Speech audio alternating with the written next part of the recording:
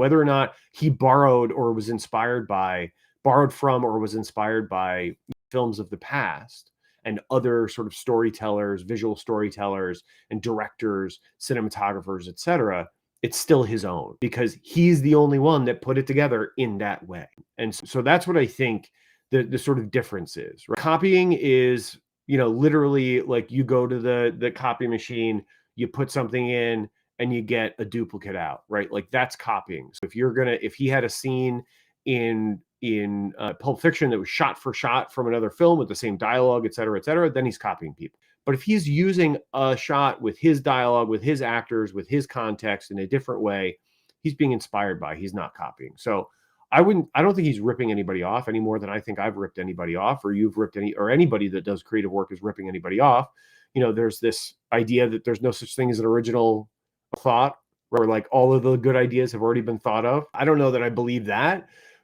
But yeah, there's nothing wrong with taking existing things, combining them in a novel way to create something new. I think that's innovation. And that is what you get when you're inspired by someone else's work. That's a spectacular answer, Tom. You have me thinking just full admission on the last book and screenplay that I worked on. It was My Name is Sharon was the last one I wrote. It was about my mom's battle with Alzheimer's. Now, The Notebook was a love story where it's touches on Alzheimer's. I thought, well, what if there was a love story and the love story was between mother and son, and rather than it was a different kind of love. And so that was the thought, inspired in a sense, love story where Alzheimer's is an underlying theme.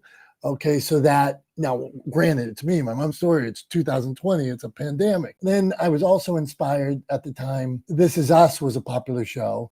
And the way they told the story and were able to jump back in time, but continue to progress forward. I thought that was an interesting way to move a story forward, where they could take you back to when they were young and still move forward.